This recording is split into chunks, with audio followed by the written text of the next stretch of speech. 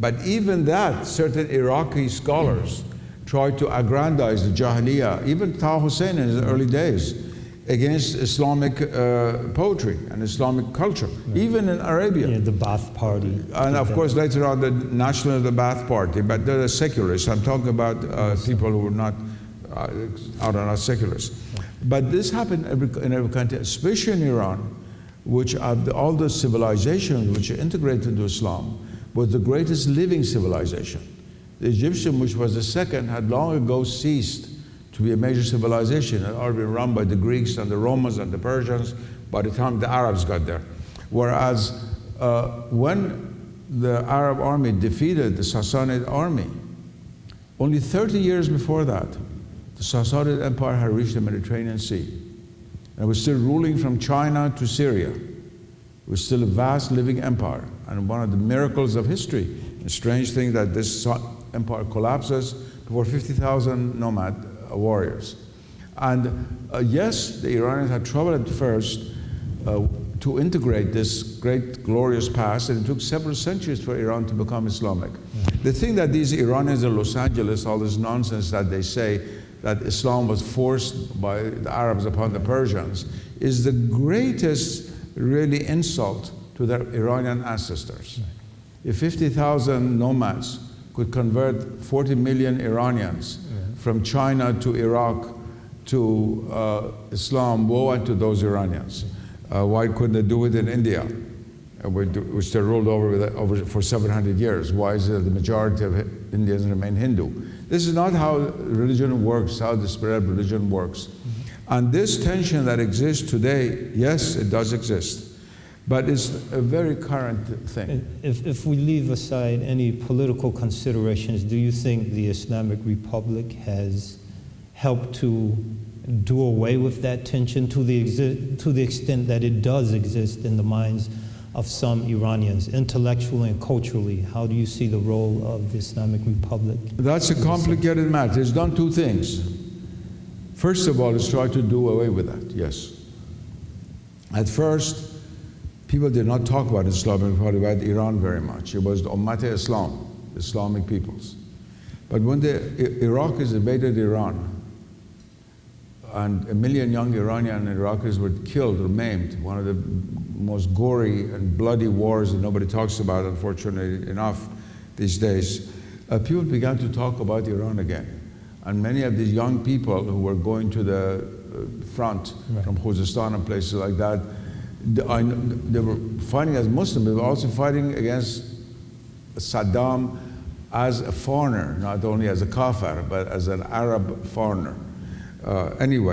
That raised the level of consciousness again of the importance of Iran as a country, as a nation. And since then, that element has continued, has not died out. Ayatollah Khamenei and the president of Iran and Mr. Khatami before others always tried to keep balance between Iran and the Islamic world as a whole. However, that doesn't mean that everybody's satisfied with that. Many Iranians, even within Iran, they say, why do you spend money, let's say, on causes outside the Iranian border which doesn't involve Iran? In Syria, among the Palestinians, and so forth and so on. So that goes on. But the people who were really within this field of tension, they're mostly 600 miles down the road here in a city called Los Angeles. They're sitting over there. They haven't disappeared from the surface of the earth. They're there. And they have these silly radio stations and television stations from morning to night that for the first time are bringing this out to the public because they get money to do this, cursing Islam from morning to night and trying to juxtapose Iran against Islam. And if this is totally absurd, because if they were to take, they keep talking Mardom Iran, the people of Iran. What people of Iran? If you go to the real people of Iran, they would never think there's a tension between, let's say, the death of Imam Hossein in Ashura, which is celebrated every Muharram in Iran, and the death of Sohrab, the son of Rostam, the national hero of the old Shahnameh, epic story of Iran, which is oftentimes also sometimes performed, especially in Khorasan, on the day of Muharram, right before or after the process of the Taziyah of Imam Hussein. they don't feel a tension in it at all, one iota. Or when Hafiz sings poems about Meykade and Ateshkade and so forth, and Zoroastrian symbols, they don't think this is a tension against Islam. Islam integrated all these elements into its worldview. And this rise of nationalism from the 19th century, which has produced so many strange and silly things in different places. One way it's silly among the Turks, one among Arabs, one among the Persians, the three great nationalisms. They all are actually something very shallow. The same comments I made would hold for the Turks. Look what is happening 90 years after the Turk in Turkey today. There's a tremendous revival of Islamic thought, culture, forget about Islam, talk about the great Turks of Central Asia and all of these things, and making Adam a Turk, that's all you have to do, then everybody else is sort of descended from the Turkish Adam. This is all nonsense. What is holding Turkey together today, even now, is Ottoman culture. Ottoman culture. I've dared even to say that in Istanbul because I'm not a Turk. There would not be put in prison for that. But that is what remains of Ottoman culture. And this nationalism taken by itself cannot even hold the country together. What do you do with the Kurds? So what the question you're asking is an important question, but it is, the answer to it is no. There is no ultimate tension.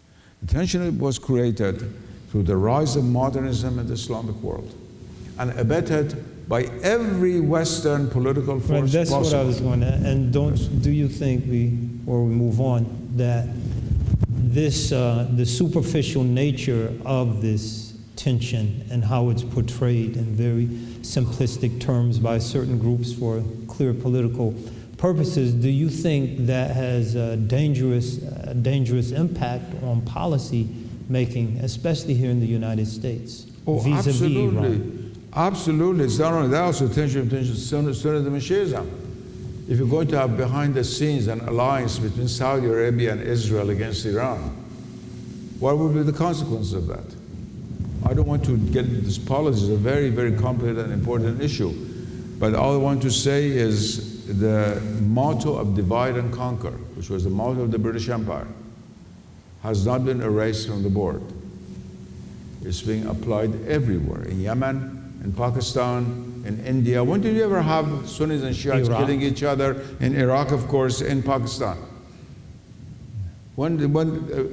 I'm not 200 years old, but 30 years ago when I used to give lectures in Pakistan, 10,000 people would come, Sunni and Shiite alike. Now my friends in Pakistan say, oh, don't come, somebody may throw a bomb because you're from the Ahlul Bayt and this kind of thing. It's really unbelievable, unbelievable tragedy. And you cannot only blame the West, it's our own fault, it's the fault of the Muslims. To take this seriously. How many Sunnis and Shiites have died in Iraq since the American invasion, killing each other? God knows how many. I mean, that's beyond count. Certainly it's the tens of thousands, as much as perhaps people killed in the wars and the bombs by the various armies thrown at them. Anyway, let's stop that issue. That's